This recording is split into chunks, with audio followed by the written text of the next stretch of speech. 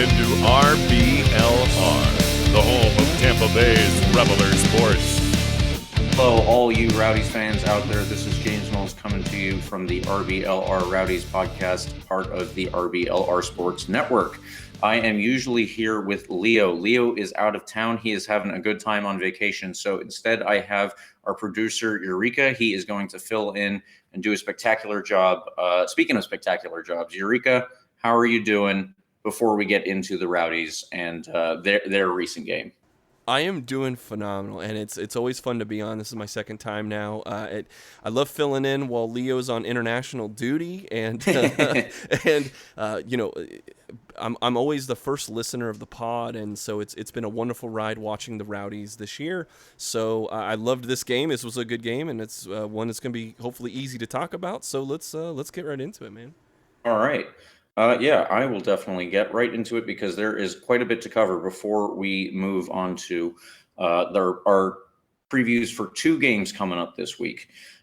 Before we do that, like I said, though, we have a game to cover on Friday night. The Rowdies hosted Oakland Roots, and it was a 3-0 win.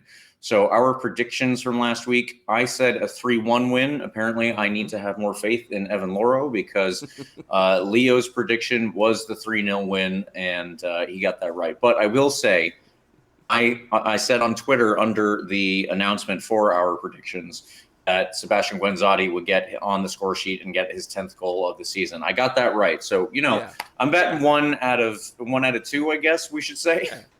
Come on, man. You know, don't take the loss that hard. I mean, you were there, man. Well, I did not take into account just how good Evan Lauro was going to be because he was the man of the match, or excuse me, the man of the player of the week last week, and he just keeps it up every week, and I just need to keep that in the back of my mind in future. So we'll have to work on that. But moving forward, we want to get into the analysis for this past game against Oakland Roots beyond just hyping up Evan Lauro more than we already have. And we will do that right now with the starting lineup. So it was Evan Lauro in net, obviously, and then Aaron Guillen, Forrest Lasso, and Jordan Scarlett in front of him. That great back three that is the envy of the league, I would say. Sebastian Dalgaard started at the left wing back spot and Connor Antley at the right wing back spot with Lewis Hilton in between them. Don Ekra and Laurence Wyke were in front of him, and in front of them were Sebastian Guenzati and Steven Dos Santos. So minus Leo Fernandez, who was back on the bench, returning from an injury. That is just about the best lineup that we can do at this moment. And I thought that was really good. Our best 11 while he's coming back from injury, we're looking at, everybody kind of coming together at the very right time as we have to, finish out the season essentially and move our way into the playoffs. Yeah. Looking back, we've been plagued with all these injuries, but if I go back to the beginning of the season, when you had Dos Santos, Guenzati, I guess the only difference would be what Steinberger at the 10. He's kind of been phased out, but the back three is the same. The midfield with a little bit of moving around, but Wyke is still there. Hilton's still there. Fernandez, of course, he would be in there if he was healthy, but pretty much it's been good continuity now that we've gotten Duba back, and really the back three with Lauro has just been playing at a phenomenal course. Do you think that that's the best starting 11 that we have though? With Leo Fernandez at the left wing back spot, I would at least say for me that would be our best starting 11. I'm sure that Neil has his own ideas about when to use whom and at what time and all that kind of stuff. He is obviously entitled to do that because you know what, he's the coach and I'm not. But yeah, for my money, that's our best starting 11. Yeah, and do you think? My question would be: is this talent taking over the Oakland Roots talent, or was just this the Rowdies being at the best form that they've been in recent, even though they've been unbeaten for so long? Do you think this is the best form, or were they just way better than Oakland? I think that's actually a little bit of both here because as we talked about in the preview for this game, Oakland were not doing particularly well over the course of the season, although it must be noted that they were on a little bit of a good form streak before the Rowdies game. They had won, I believe, 2 or 3 in a row, but I don't have that in front of me, so I could be wrong.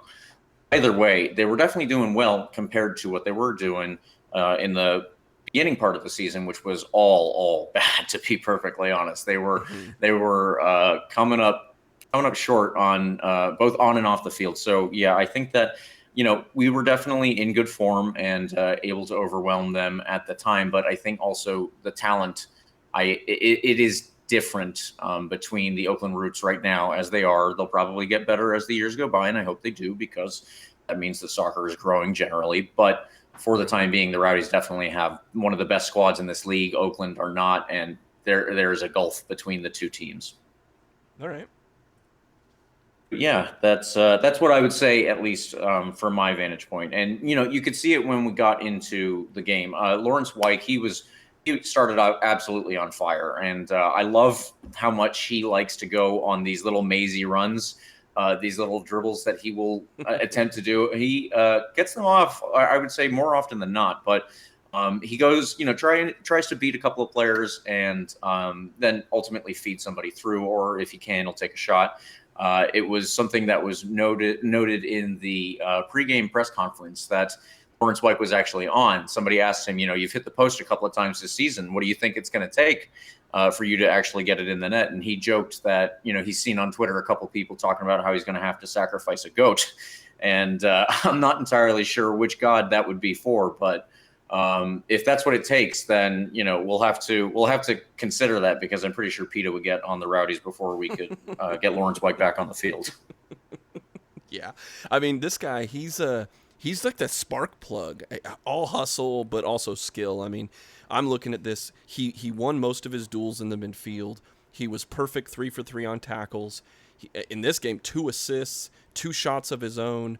And, I mean, even the long balls, he was accurate and accurate overall, 81%. So, I mean, you're just like, what can – and it's been that way for the past couple games. He's been I don't know if they took the chains off of him, or if the gaffer just told him, like, I need you to go all out until you pass out, and then we'll bring someone in for you. But it's been a noticeable difference.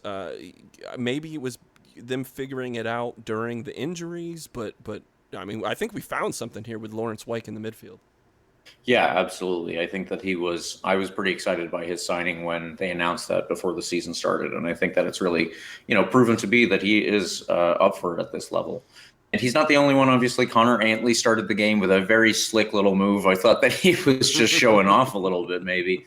And then Steven Dos Santos, big Duba up top. He is just such a powerful person. Like, physically, he can hold off almost anyone in this league. I kind of wonder what it would be like to see him go up against Forrest Lasso. I don't remember those games when he was with Pittsburgh last season playing against us and Forrest Lasso at the back, but I'm sure it was a sight, because the two of them are obviously two very large men, and Steven Dos Santos is just so strong that I'm constantly impressed by everything that he's able to do with his back to net. But yeah, so that's how a couple of the players started off, and then obviously the team overall. There are some patterns that we need to note. And for one thing, Oakland could not keep the ball. It really was apparent very early on that this goes back to what I was saying about the gulf in the talent between the two teams here. And, possibly also just the Rowdies being in such good form. But Oakland could not hang on to any passes. They were losing the ball in bad places for them. And that also has to do with the Rowdies' press. Our pressure was very high from the beginning of the game. And, there are certain trigger points that coaches are going to teach to the players that they're trying to say, okay, this is when you need to go when this player gets the ball in this position, because he's, not that great receiving the ball here. So go at him and try and get the ball up in that high position, and then you can, possibly get a chance out of that. It seemed as though all of the trigger points for those attack and those press moments were really on point, and the Rowdies were getting a lot of success out of those. Oakland was also giving us way too much space when we had the ball.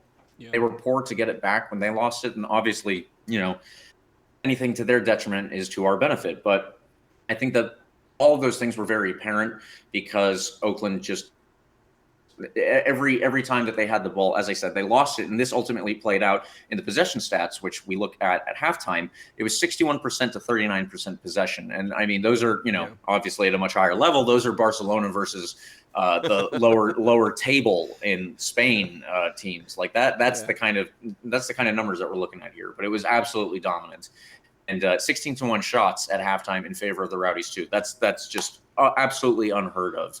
It was really, a complete performance as far as I saw in terms of getting the pressuring aspects right, and then also in their possession, keeping the ball or the Rowdies keeping the ball and doing very well with it when they have it. So I liked all of that, and then. Yeah. We get into the goals now, where Sebastian Dalgaard, or excuse me, we're gonna get to him, but Sebastian Guenzati started off the goal scoring today, and it was really good to see him get on the score sheet. He had been without it for a little while, and it was also good to see, just because I was the one who said on Twitter ahead of time that I expected him to do that, I finally get to say that one of my recent predictions came true. So good for me. And the only other question I had was was it offside? There was some speculation because it came off a corner kick, but it had been cleared, and he was right up near the opposing team's post. I'm not entirely sure that there was somebody to keep him on side. I guess the VAR did not make it down to this level because we didn't have to deal with any callbacks, luckily. Yeah, well, and even before it, I mean, Ekra with that crazy chance to get saved by Bailey to even set up the corner. And Hilton, I don't know if you had this in the notes to talk about right now, but I mean, Hilton has just been on a whole different level, man. He's like the best. I mean, I think we've already talked about set pieces with him in the past, but he delivers this one into the box that if the header didn't quite get there, but it was definitely a good attempt. So the header didn't get in, but of course Seba and Dos Santos were both right there to poke it in. Seba gets the little sideways kick. I think he was even surprised that the ball had kind of trickled in the back there. But the little sideways, I don't know if it's like when you're on FIFA and you are just randomly hitting L1, R1 right buttons, and something just happened, like the animation gets stuck. That's kind of what it looked like. But even after that too, as they're showing the replay, our boy Lord Pete is on the capo stand with a two-fisted salute that I'm sure the USL wanted to maybe edit out. So if you get a chance, I want to make that an animated GIF of just him kind of saying that Oakland's #1 after the Seba goal. Yes, exactly. That's all that means. It's that you're #1, of course. Yeah, I'm sure that Rowdy's Twitter, as active as they are, they would be using that all the time. So if we could get that would be pretty cool.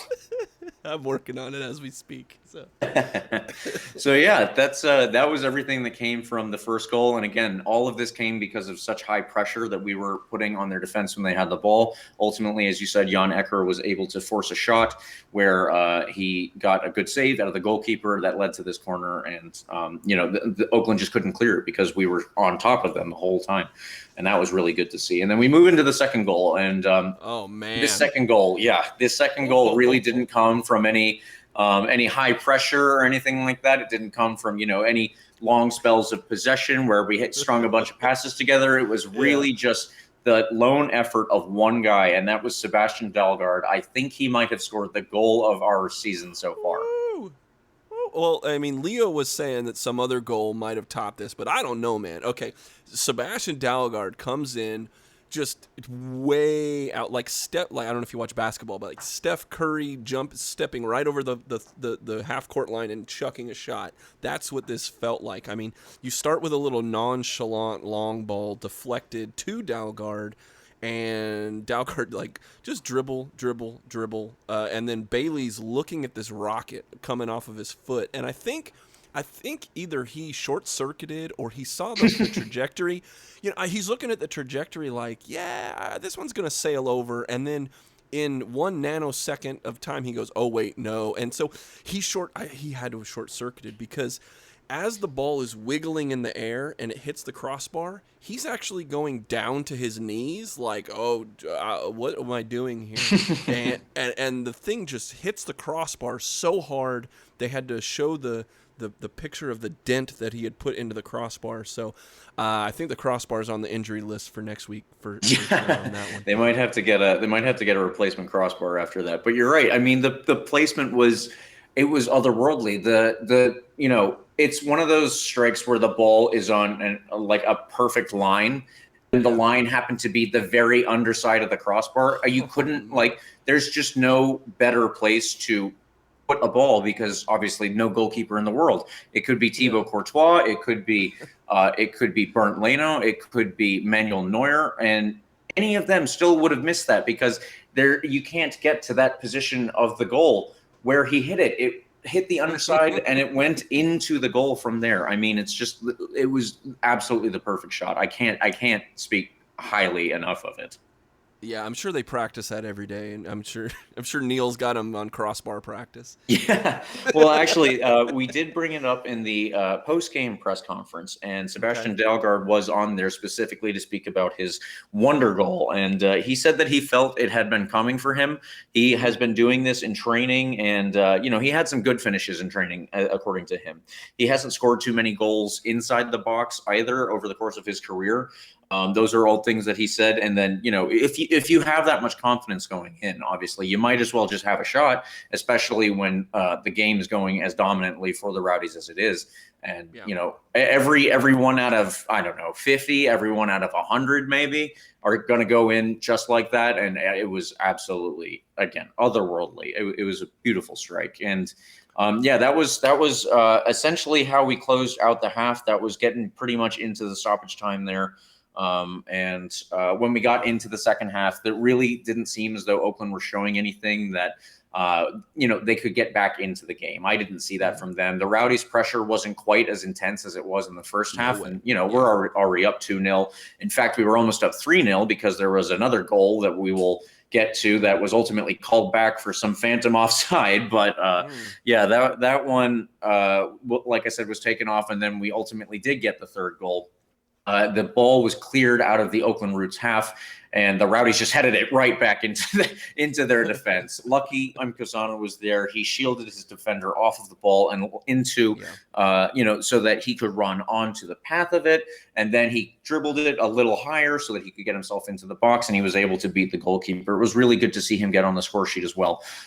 Lucky has obviously been injured for most of the season, and I don't believe that he had scored prior to that. So it's just really good that everybody is coming back. As I had mentioned previously, Leo Fernandez was on the bench. He came off the bench and he got his first action back from injury. Juan Tejada also came off the bench with Lucky. So those were both of the players that we were missing for a long portion of the season. We're only missing one other player to a very long-term injury, Luis Fernando. We haven't seen him in a Rowdy shirt, but at this point, I think with everybody else coming back, it's really good timing. And that is the majority of the analysis that we will do for this game, and we will move instead into questions here. Yeah, I was gonna ask you a couple, but the first thing I would ask you about that Lucky goal. Okay, is it? You talked about him getting healthy. Do you think he's the best scoring threat off the bench? They had kind of joked on the telecast about him being the super sub. Do you think that's the best deployment of Lucky Nkosana? I think at this point it ultimately is, just because we have Steven Dos Santos back. If Steven Dos Santos were not here, I would probably still be saying that Lucky should be our starter alongside Sebastian Guenzati in the most important games. And, Juan Tejada is going to get some starts there. When Dayon Harris is fully fit, he's going to get some starts, and he was pushing into the attack himself. And I think that, there are a lot of options. But Lucky off the bench for sure is what I would say is the best. It's definitely our best option off the bench for if, we're getting a little tight, let's say. It's 1-1, it's getting late into a game. Let's try and send somebody out there, make something happen. I think that Lucky is a good guy to do that. Yeah, and you were right. Look, this was first Lucky goal because Drew Felios finally got to drop the quote, "the Rowdies get lucky" on the broadcast, of course, to everyone's delight. He finally got to say That's that. right. Well, and then the other thing Yes. I was gonna ask is about bringing on Juan Tejada for Jan Ekra, and then not terribly too long, they brought in Fernandez and Lucky in. Do you think that with everyone healthy, that we're going to see just hockey style substitutions, like we have a 45-minute or a 60-minute kind of game plan A, and then game plan B gets put in depending on score, but like basically at 75 minutes now we're going to see Lucky and Leo and when Leo gets back in the starting 11, do you think that's something, or am I just seeing something weird from as an outsider? Oh, no, I think that you're dead on with that. It's ultimately down to COVID that we have 5 substitutions, because most of the different tournaments and the 2 last seasons have all been shortened due to COVID. And, you have to deal with trying to fit in all of these games in what is ultimately a very short period. So FIFA and most of the leagues around the world have followed suit in making it so that teams can use 5 substitutions. And ultimately, we've seen this all over the place,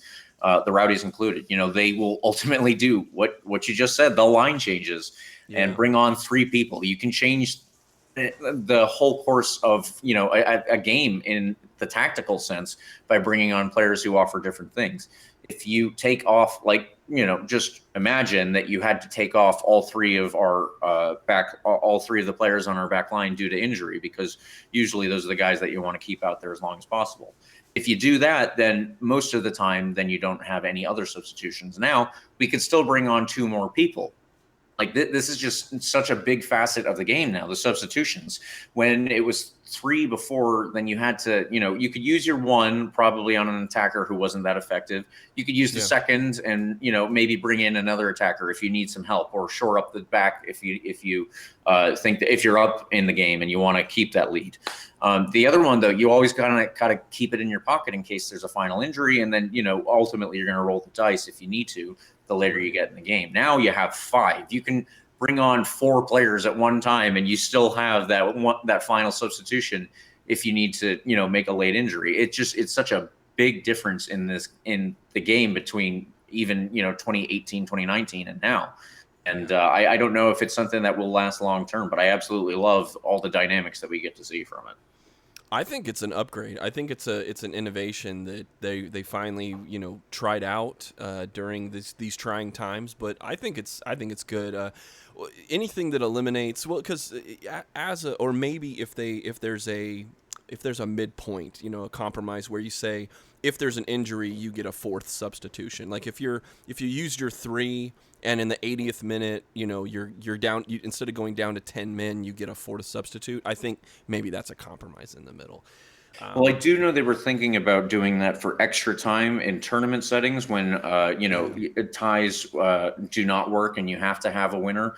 But I'm not entirely sure, which competitions have implemented that and which haven't. But we will obviously have to see what they decide to do going forward.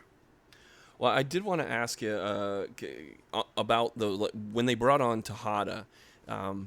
Do you think Jan Ekra was having do you think that was tactical because Jan just wasn't having a very good game, and so you bring in Tejada?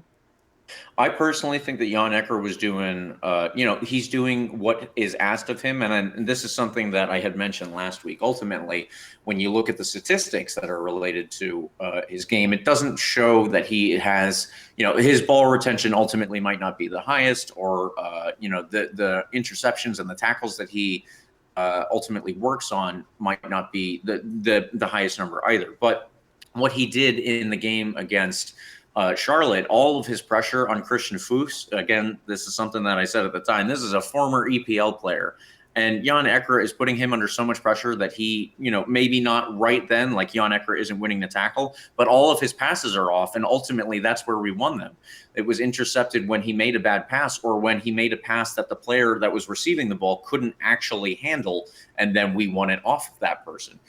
This is something that Jan Ekra was doing again in the game against Oakland. And, I don't think that he had quite as effective a game as he did against Charlotte. He was absolutely a game changer there. But he's playing a certain role within the team. And right now that appears to be a relatively high pressure point for any opposing defense when they have the ball. And I think that he's doing it to a very good effect, even if it might not necessarily show up in his individual statistics. So whether or not this was related to the individual game day performance for Jan Ekra against the Roots, I guess that I would have to get a little more information from Neil Collins on that. But at the time, I thought that he was doing his role to the best of his ability, and ultimately that led to a lot of good play for us and a lot of good chances for us, and that can be told by the statistics, because we had so many more chances than they did. I think at halftime our chances were actually 13-1. So yeah, that's something that even if his name isn't on it, it is down to him in large part. Yeah. Well, I know you've kind of held the mantle here as a Jan Ekra fan here, so I love it. I love hearing that, because I was looking at the stat sheet, and it's like wasn't so pretty, but when you're watching the game, it's not like he's standing out as a sore spot. So. Right, exactly. And there are certain players who play roles that they're going to show up more in this or that area. There's certain players that you can kind of do the eye test for. And I think that at least for what I saw, he passed my eye test. I'll give it that. Yeah. Well, speaking of eye test, I think how about, is there anything more to say about Sebastian Dalgaard I'm so happy that this was such a goal that I was hoping would get more national coverage. One, just as an amazing goal, but also as kind of a maybe an uplifting moment of second division soccer in general. Oh, absolutely. And I think ultimately, I don't know if it was on SportsCenter or anything like that. I don't know how frequently SportsCenter does soccer that much justice, but getting into the second division, even that they're probably not seeing that much on Twitter, unfortunately.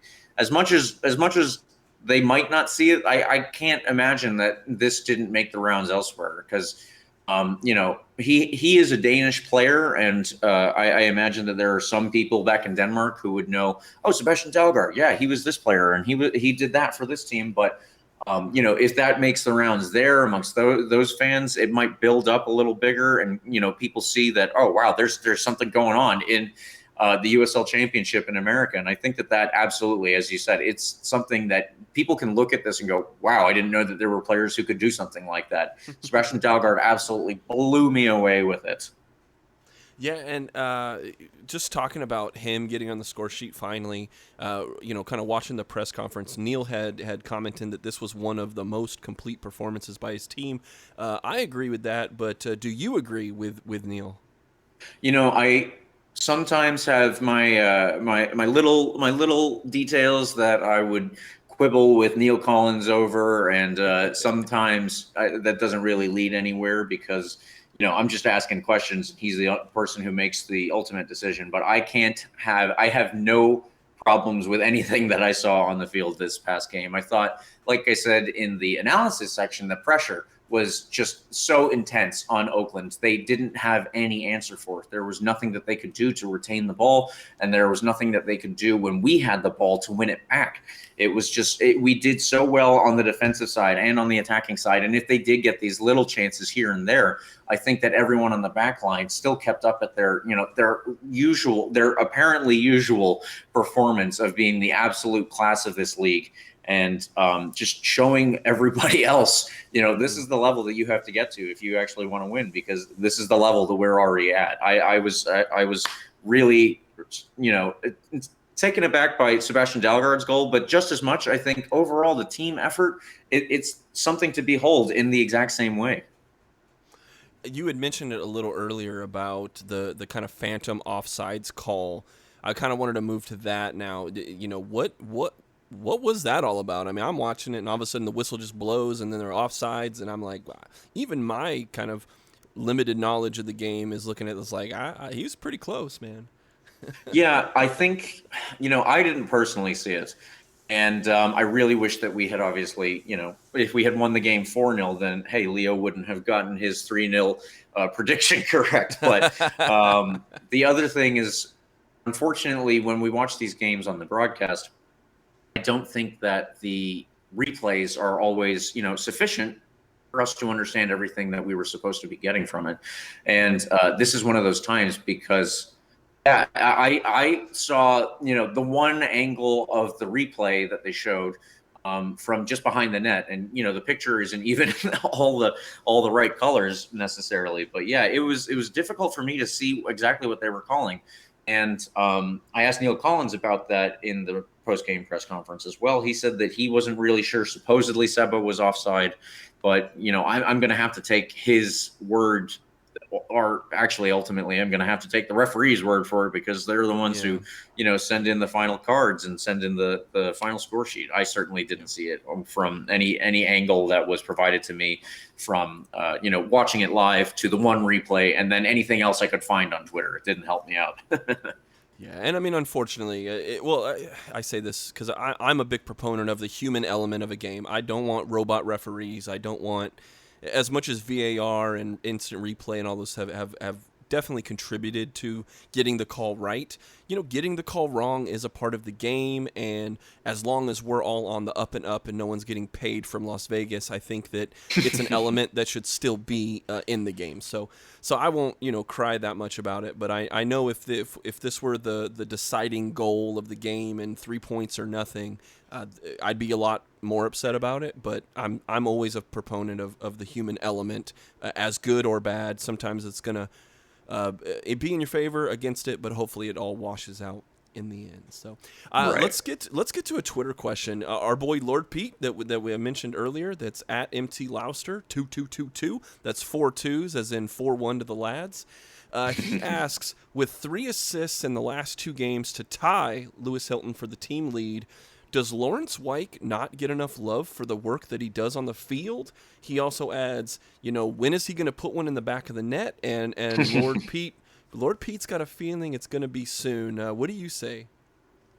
Yeah, I think that this is something that I actually, Laurence Wyke specifically is someone that I mentioned when we started this episode. And, that was totally by chance in terms of this question coming up, because I hadn't seen it until you put it on the note sheet. But yeah, I totally agree with him that he is not getting enough love. I think that Laurence Wyke does a lot of things right for this team, and he does a lot of things that we need him to do for the position or for the tactics that Neil Collins likes to use. And this is something that Jan Eckert does as well, obviously, because they play in the same position, just on slightly different sides of the field. So there's a lot of pressure that you need to put on when, like I said, those trigger points, when you see that something goes off and you're like, okay, this is one of those times that I need to go and put some pressure on that defender and see if I can get him to cough up the ball, and hopefully in a bad position. Laurence Wyke was previously mostly a defender.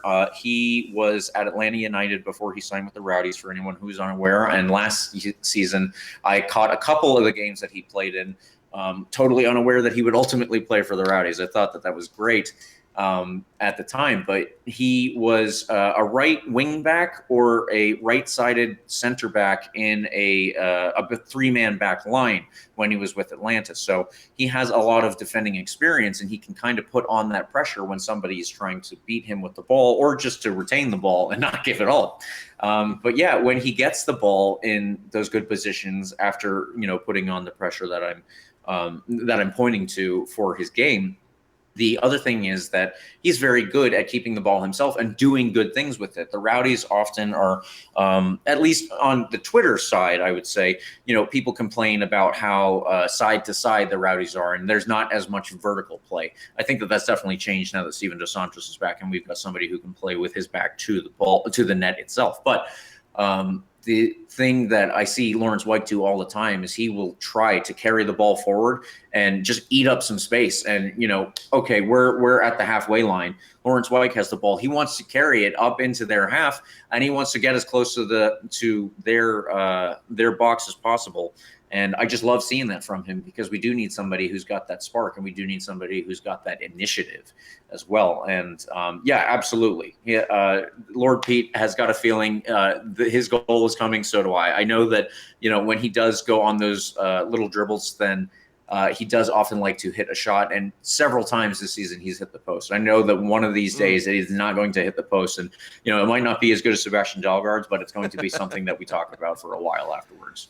Yeah, that was a pretty fun moment, and that just brings me to the next question, which is how fun is it now that they've returned to that amazing form that we saw them with their unbeaten run now, longer, if I'm right, longer and more points than in the beginning before all the injuries started. So, how fun is it to watch these guys at the moment?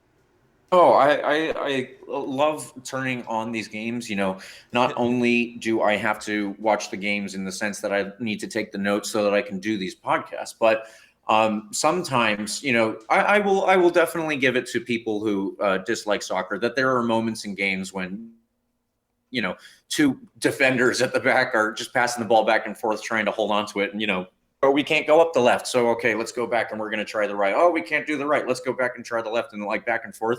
It doesn't look like that when you're watching the Rowdies recently. These games are just so much more fun because of the way that the Rowdies play. They are this possession oriented team in the most part. But the other thing is that when they don't have possession, they're not a team that sits back and tries to defend with 11 players in their box. Sometimes we see that when they play Pittsburgh. Pittsburgh is a team that will often do that, and they'll try and break on the counter, get a goal that way. And fair enough, they're obviously doing very well right now. We're going to talk about them when we hit the standing section. But I just personally like to see teams that, go and they play and they try to keep the ball on the ground and get a lot of good passing going. And I really like the way that we're watching the games that we get to see against Pittsburgh.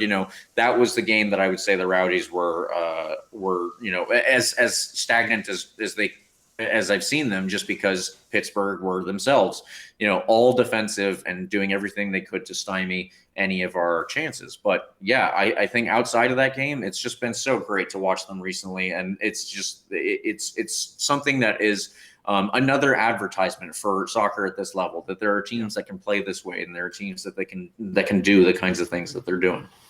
Now, I'm going to ask you one serious question, and then I got one fun one, and then we can move on to our super serious hot take here. So my actual serious question is it possibly the scariest thing in the world when a game stops for a Dos Santos injury checkup? I mean, he had a knee knock early in the match, and I'm just like immediately like lost all my wind. I'm like, oh, no. And then right before he was subbed out, he got punched or forearmed right in the face. And both times I'm just like, please, we just got him back. We don't need him getting a retaliation forearm in the 74th minute, Yeah, no kidding. I definitely agree with what you're saying there. This is something that I feel with so many players, because I watch like all sorts of games, especially recently. But there are players that, you have this injury, let's say, and it's something that recurs a lot. For anybody who watches the U.S. men's national team, Christian Pulisic has had a little bit of trouble with his hamstring over the years. And every time that I see him go down,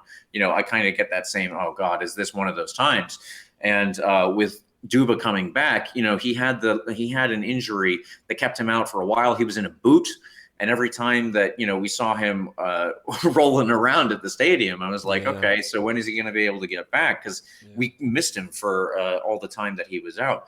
And now especially if he's holding his knee while he's on the ground, and it doesn't seem like he is getting up just as quick as you can, then that's definitely where my brain goes, like, oh no, somebody's trying to get him again on that same injury, because maybe it's weak from the time before. And I definitely have that heart and mouth kind of moment. Yeah. Well, the last little question before we move on, we got another question from Twitter. And of course, I always encourage, we throw out these tweets before we record. Anytime, post-game, during the game, if you have any questions, please, we are at RBLR Sports. We throw out the hashtag #AskRBLR that you can use at any time. Or, of course, we put out the tweet the day of that we're recording. So anytime you have a question, throw it in here. This one comes from Brad. He is at FLA_Yacker. He asks you, favorite boots, meaning cleats, right? I've learned that means cleats. Favorite boots, I watched Ted Lasso, right? That the players wear or have worn being pro or even before that. So this is what are my favorite that they've worn, or just favorite boots in general. Have you seen some cool cleats out there that you were like, okay, those are pretty sweet? I'll tell you. So I always growing up was, and I think that this just comes from what my dad bought me. I don't even know like if this is something that I chose along the way or if it was kind of subconscious. But I was always wearing Adidas growing up. I think I had maybe one or two pairs of Nike boots along the way, but it was mostly Adidas. Nike was always known, at least amongst my youth team circles, as like those were the boots for flash players because a lot of the times Nike had the obviously the flashiest colors. They had these boots called Vapors, and it's supposed to be quick and fast and all that kind of stuff, and they're really lightweight. Those like their talking point was that they were a couple of ounces and in weight, and I that wasn't the one that I always wore, but I think that I grew up with, let's say, the Scottish soccer mentality that if you have these bright pink, these bright neon, these really loud orange boots, you better earn it. Essentially, you have to be the guy who's pulling off these really good moves, and usually a winger would wear them, or a striker who could beat somebody for pace and just leave them in the dust. And I guess I grew up with that mentality. So mostly what I wore growing up is Adidas Predators. And those were my favorite boots. I think that after a certain while, they built in this like cushioning so that when the ball came to you, your touch might be a little better than even, as good as you were naturally. So cheat code. Yeah. All right. Yeah, exactly. So if the ball comes into you and you were actually supposed to, based on the way that you lined yourself up, take a heavy touch, then the cushioning would hopefully prevent that and give you a little bit of a lighter touch. And I guess maybe I took advantage of that because as much as I practiced, I don't think that I had the lightest touch out on the field. And I think that those boots did help me out quite a bit. All right. Well, I don't want your light touch right now. I want your five alarm fire hot take right now. This is where you and Leo usually throw something out there. What do you have this week for a hot take? Okay, so my hot take is this. I had previously predicted that if the Rowdies won a certain game in these last three, that was the first one, they would be able to go on a 3-game winning streak. And so far, we have got that far.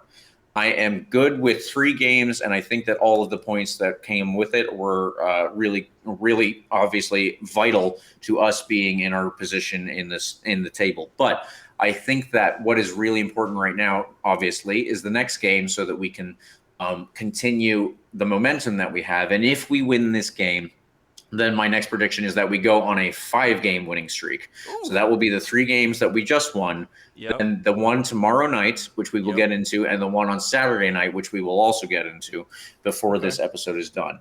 I am saying that we should likely go on a 5-game winning streak because Charleston are kind of on the rocks right now, and the team after that is somebody that I believe that we should be able to beat as well. So instead of just 3, I'm going up to 5 games. That is what I'm predicting we have for a new winning streak, and I hope that moves forward. If I can get the first one right, maybe I've got some magic going for me too.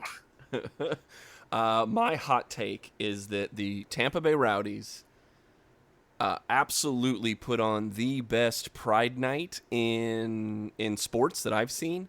I think that they have been, sometimes these brands, we live in the day and age where basically every corporation changes their logo to something with a rainbow or whatever, and they say, hey guys, when you buy American Express, make sure you buy from with pride or something like that. But it's maybe disingenuous, or they're just really wrapping around a cause with just like just ham-fisted kind of things. I absolutely think the Tampa Bay Rowdies as an organization, first and foremost, have put their effort of marketing and everything into this. They went above and beyond with the stadium giveaways, with the flags and the banners they hung around, and the advertisements, and even they chose this game to put out these cool little player cards. I'm a big sports card guy, and so they put out the set of cards that now I absolutely have to grab a set off of somebody. So if you're out there, I'm probably going to jump in the mob Discord and say, hey, does anybody have a set of these players cards that I have to get to? And I even maybe a side hot take is that there's a couple people that I know in the Rowdies community here that we could get together, and I think we could put together a pretty awesome set of cards, being that like I'm a super card nerd. I think there's something we could put in the works if we just got the right backing from everybody involved. So again, I cannot applaud the Rowdies enough for what they did for this Pride Night. It wasn't just a one-off little thing. We've seen players with their own campaigns and support off the field. This is definitely something that I think is close to the heart of the organization and the community, and I think that they came out with a effort worthy of the 3 points that it should get. So that's my hot take. I love that. I love that hot take. I think that, Pride Night, Pride events turn into a lot of what you just said before about, American Express. Sure that you purchase with pride. Yeah, right. Just, very corny stuff, but putting your money where your mouth is in terms of the actual effort that you put in and trying to make it a good event for people, to show that this isn't something that you're just like, well, we also would like you to buy from us when you're LGBTQ. Right. That's really good, because people in the LGBTQ community do need support because of everything that you have to go through. Sure. When that is your existence, and I think that it actually putting in the effort to say that no, we do care about you. It's not just us trying to get you to buy our stuff. That's just so cool. And I think that beyond that, I did.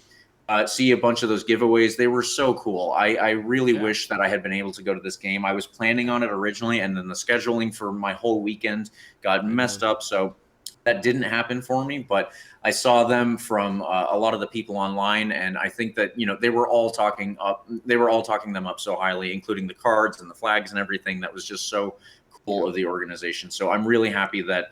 They did a really good Pride event, and they did say that no, we do support the LGBTQ community, and we mean it. That's awesome. It's 2021, and we need to see more people doing that. Right. Yep.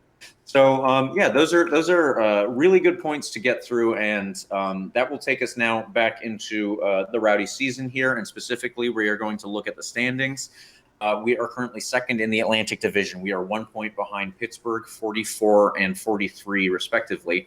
Now, they have played 3 more games than we have, so I'm feeling pretty confident that we will be able to catch them, especially if we do get those 5 games in this winning streak that I'm predicting we should. Miami is in third. They are behind us on 38 points, and they are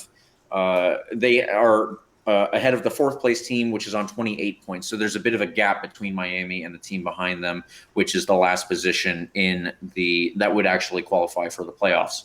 If you look around the league, Louisville are currently on 40 points, so they're 3 behind us. That's not too bad. And they have also played 21 games like we have. So that is a good sign for where we are. The Birmingham Legion are right behind them on 39 points from 22 games. So it's very tight there. And then when you look around the West, El Paso have 42 points from 20 games, and Phoenix have 44 points from 21 games. If you look behind them in their specific divisions, it starts getting really low, like the low 30s or even the 20s. So those are the biggest contenders as far as I see for us. Louisville, Miami, Pittsburgh, all very close by to us. Birmingham Legion is as well.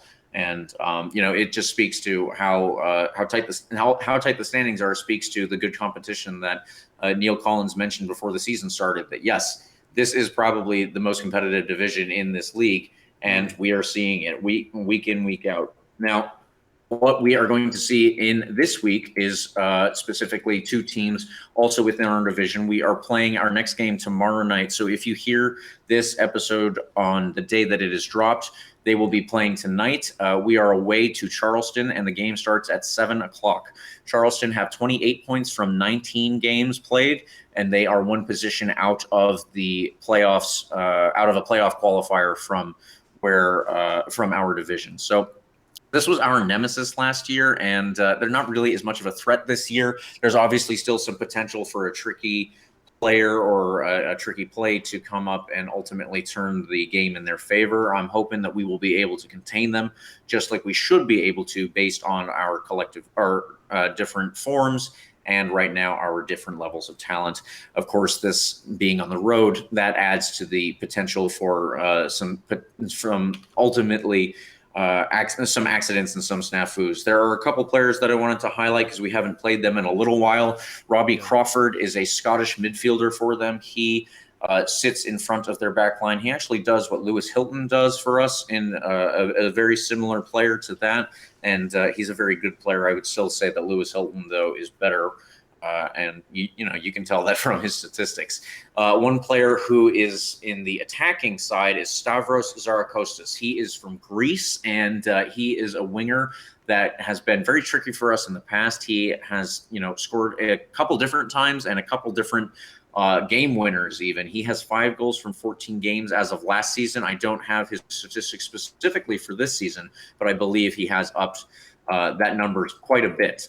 And another player that he will try to bounce the ball back and forth with, create some chances, will be Zico Lewis, a Bermudan winger who will be on the other side or, shifting into the midfield. Those are all players that we need to keep an eye on because they are, the defender, obviously, the defensive midfielder, obviously, we're going to have to get the ball around. But Zarakostas and Lewis, we're probably going to have to try to win the ball off of because they are very good in terms of their ability to dribble. There's one other player on loan from MLS. Josh Penn is specifically on loan from Inter Miami. And he wasn't, getting too many minutes here and there for Miami, so he's come down a level to see how well he can do here. And he has definitely gotten more playing time for Charleston since joining. And I think that is going to, definitely come into play in our game. I'm not entirely sure how well he's done since then. It seems like he's a younger player who needs to get his feet a little more and learn to play against, larger men, people who are 6'4", like Steven Dos Santos, or 6'5", like Forrest Lasso. But we'll see how he does, obviously. And those are some people that we will need to keep an eye on. Then there's another game this Saturday. This Saturday, we are hosting the New York Red Bulls 2, the Baby Bulls, as we like to call them. And that game is at 7:30. They have 16 points from 21 games played this season, and they are obviously not doing that well with that record. So I am going here and saying that this is absolutely a must-win game, just because we will need those 3 points. On the road, obviously it's going to be tougher and everyone would like them to have 3 points. I still think that we will be able to do that. But at home against a team like the New York Red Bulls, there's absolutely no excuse here. We have to win that game.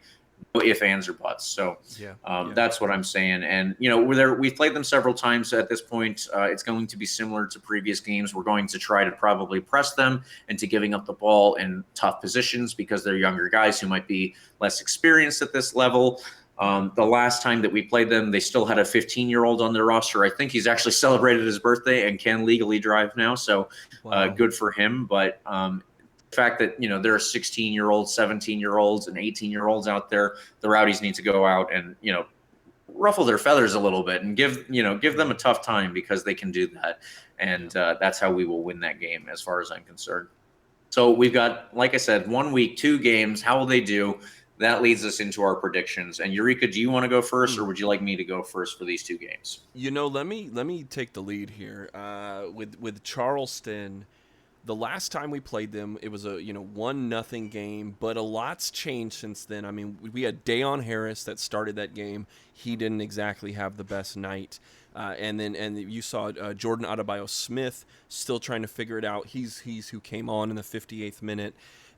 Seba had the 1 goal, and if you look at the stats here, they did a lot. They owned the possession. They shot a lot on goal. They just weren't able to get anything past a few block shots and stuff like that. But completely different. You have Duba back, and that just makes not only him as a target man better, but Seba now, you have to account for him even more. Wyke is a crazed man who's just hell-bent on getting possession, and so for that, I think it will be another clean sheet for the guys. I mean, it's just an amazing form right now. I believe it will actually be 2-0 Rowdies. Okay, and that's for the Charleston game. Do you have a prediction to give us for the New York Red Bulls game? 4-1 to the lads. 4-1 to the lads. I love it. I love it. You absolutely love to see it. Okay, well, if that's what we're going with, you said 2-0 against Charleston. Is that correct? Yes, sir. 2-0 and 4-1. Okay, so those are your predictions. Well, that's good because mine were slightly different. I was actually going to say for the game against Charleston, I think that unfortunately we do not keep a clean sheet just because it is an away game. Things are going to be different, and we're going to be dealing with different conditions. If Evan Laurel wants to show me up again, then more power to him. But I'm going to say a 2-1 win for the game against Charleston. And for the New York Red Bulls, the Baby Bulls team, I am going to say instead of a 4-1 win, I'm going to go against the grain there very slightly and say a 4-0 win. I'm going to say that we do get a clean sheet in that one. Wow. So we'll see who gets the clean sheet, I guess. If it's going to be the game against Charleston or the game against the Red Bulls, one of us is going to be right, or one of us, or neither of us will be right, quite possibly. Is there any chance that Lauro doesn't play against New York Red Bulls? I mean, he's played every minute. He's played every minute of the game, of all the games. Yeah, right now I don't see him missing that game. But if something comes up, like he gets some sort of injury, or they're just worried about him and they don't want to toss him out for 2 games in a week, then we could see Raiko Rosarena get his first appearance. So when I'm on the Lightning pod, there's a huge thing about basically Vasilevsky doesn't like to sit. He wants to play every minute of every game ever, and it's just really it's been a point of contention, I think, sometimes on the pod. But like, is it the same thing in soccer? Like, is it just like more of a flow as a as a goalkeeper? Are you like you want to be in the flow and never be out, or is there some sort of like rest that you need? I mean, it's not like he's running around, 7 miles every game, but is there anything to that? Well, in soccer, I would say that it is definitely different from the way that they use substitutions or replacements in hockey. I definitely did watch hockey growing up, and the Tampa Bay Lightning.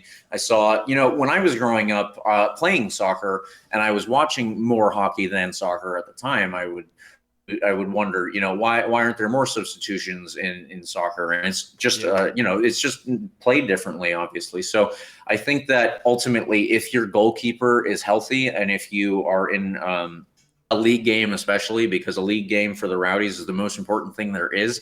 We can only do the league games right now because the U.S. Open Cup was shut down due to COVID. So if Evan Louro is available, I absolutely think that he would be out there. The only thing that I would say possibly, if we had a U.S. Open Cup game and we were going up against some, I don't know, maybe USL League One team, maybe some amateur team made up of college players or even non-college players, whatever the case may be, then I would say maybe they toss in Raiko Rosarena. The biggest chance that Raiko Rosarena is going to get is if Evan Louro is injured, or possibly if some big team sees how well he's doing and they're like, oh, I need that guy as a backup or even a starter. Let's get him into MLS. That would be the only thing that I would probably say. But, it remains to be seen. Different things happen for, different coaches, and they obviously will choose what they want to do depending on the day.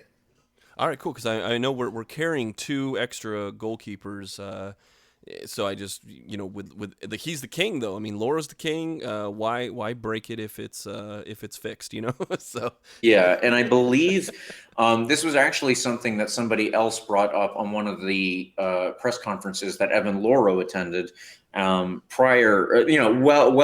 A while ago in this season. I think that somebody asked him a very similar question, and if I'm not mistaken, Evan Louro said the exact same thing that you had mentioned earlier about Vasilevsky, that, he is one of those guys who likes to be in the flow. And if he can get a game, he needs to be in the game. I definitely think that was something he said. So, it actually goes both ways. Love to hear it, man. Absolutely. So that is going to wrap it up for the Rowdies. We have one more thing to bring up here. The World Cup qualifiers are going on, and it is so cool. I personally am, I've said this before, but I am a huge fan of international soccer. A lot of fans of, individual clubs will say that it's difficult to get in the middle of their season, and I totally get that. We've seen so many injuries pile up for so many teams that have been taking part in these, especially the CONCACAF World Cup qualifiers. I watched the U.S. game last night, and I think 2 or 3 players went down with an injury. 2 of them were subbed off because of those injuries, and those are big players like Serginho Dest from Barcelona and Alphonso Davies from Bayern Munich. So, I understand the issues with international soccer, but man, do I love watching it. And I'm really hoping that the U.S. can turn things around. They tied their first 2 games out of the gate. One away to El Salvador and one at home to Canada. They will be away to Honduras. And you have to think that, those are 3 points that they absolutely are dying to get because of the first two games being ties. And the other thing, though, is Mexico have won their first two games of World Cup qualifying. And Leo, we did mention he is out of town. I'm almost certain he is in Mexico right now. Yeah. And if that is the case, he is watching his team in Mexico with all the fans who are going to be supporting Mexico. So I think that is just so cool for him. I can't wait for him to get back and tell us how it actually looks for him, and get some information on how all of those viewing experiences went, because I love the idea of watching games with different teams' fan bases and seeing how they react to everything. It's just it must be so cool. Man, yeah, this lucky guy. He's over there posting these amazing food pictures on his Twitter and everything like that. So, yeah, I'm pretty jealous of that. But at least here, I get to see the World Cup qualifier games at a reasonable time and then go to bed with my usual schedule. I'm not entirely sure how that's working for him in a different time zone, but yeah. Anyway, that will do it for the soccer side. We have one more thing that I want to get to in outside of that. This is specifically related to RBLR Sports. Please, if you can, this is the last few days to vote for us as the best podcast for the best of the Bay. And the link to do that will be in the description. I believe it is run through Creative Loafing, that they try to do the best of the Bay, and they obviously do this for all sorts of different categories. We are up for the best podcast, RBLR Sports is, and to possibly do that in what would be my first year involved in this, and Eureka, you've been doing this for longer. I just think that it would be phenomenal for us, and it would be really cool for everyone who does everything involved with RBLR Sports. Yeah, absolutely. As a producer here, I can't thank everyone enough, especially here, Rowdies, the Rowdies Twitter universe, the Instagram, everything, all the love that we have gotten from everyone that's supported the Rowdies and from the team on down. I honestly, humbly cannot say thank you enough. And to ask you for one more thing, and that's just, consider it. I know there's a bunch of really good nominees as best podcast for this, and I'm just humbled that we're one of the nominees. So if you can, there's a little link in the description. Just click it, and for as you're voting for everything for Best of the Bay, there's a few days left to do it. We just say, hey, give us that click, RBLR Sports for Best of the Bay. So. Yeah, so thank you everyone for listening, and thank you if you do for voting for us. Again, we would definitely appreciate that. But in the meantime, you can follow us at RBLR Sports, and you can do that on Instagram, on Twitter, and on Facebook. You can follow me specifically on Twitter at RBLRJamesK. And as Eureka said earlier, you can also get any questions to us. The hashtag is AskRBLR. So yeah, we love getting in touch with people. If you have any more questions, that one today about what boots were our favorite, that just took me back to my days as a 14-year-old when I hated driving 4 hours to get to Miami before a game. But then all the experience you still look back on fondly. And yeah, that was just really cool to think about. You can also like and subscribe to our podcast. You can do that on Spotify, on the iHeartRadio app, on Apple and Google Podcasts, as well as YouTube and all other major podcast platforms. So thank you, listeners. Thank you, voters, as well. And we will see you next week with 2 more games done. Come on, you Rowdies. Thank you for tuning into this presentation by RBLR Sports. On your way out of the stadium, please remember to like and subscribe.